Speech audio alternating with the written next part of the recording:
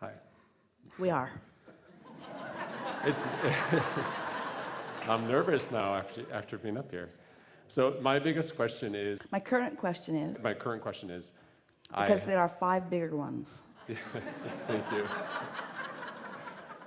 I've been listening to your work since January pretty heavily, and it's been really helpful. What I've noticed is in the past, I've had this tendency to ask a lot of questions, and it tends to come up when, like if I hear something that I don't quite understand or it makes me feel a little bit uncertain or insecure, I tend to like almost attack that person with questions, and I don't like the way it feels. And Well, maybe you're attacking them with questions, and maybe you're clarifying for the purpose of feeling better. When your beliefs are being challenged, and so the gap between what you really know and what's active right now is being accentuated, then clarification is a good thing, not a bad thing. So don't be hard on yourself about reaching for clarification. Just notice or acknowledge that your intent is to soothe yourself rather than to push against them, which we can feel as we visit with you is what's going on. In the past, when you've done that, others have accused you of accusing them, but that doesn't feel at all like what you're doing. Does that make sense to you? yes. Clarification is a good thing.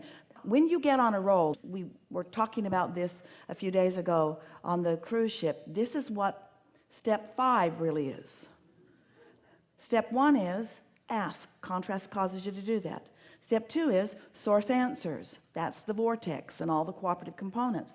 Step 3 is you get in the receptive mode where you allow yourself to receive. Step 4 is you own that. You've practiced it. It's steady. You're there mostly. And step 5 is you are now willing to stop beating up on yourself for more questions and more problems that produce more answers and more solutions.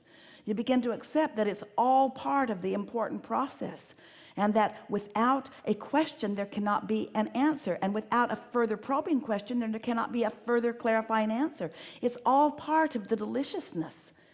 You see, your leading edge, you didn't come just to say, oh, okay, I get it, that's it. This is it. You want more. You are ravenous with desire for expansion, which means let your brilliant logical mind produce those questions that will lead you to answers that are so satisfying as that process is taking place. Okay. Yeah. What if those questions are coming more from my thinking brain versus my feeling? How do you know the difference?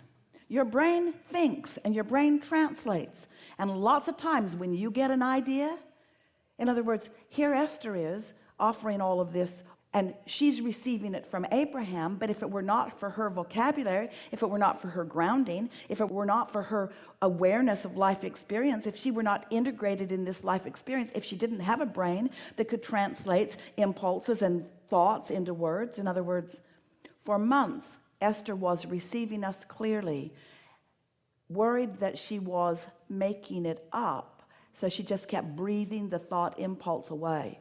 Finally, we had to move her nose around like a chalk on a chalkboard before she acknowledged that she was really getting something that she was not directing the thought about.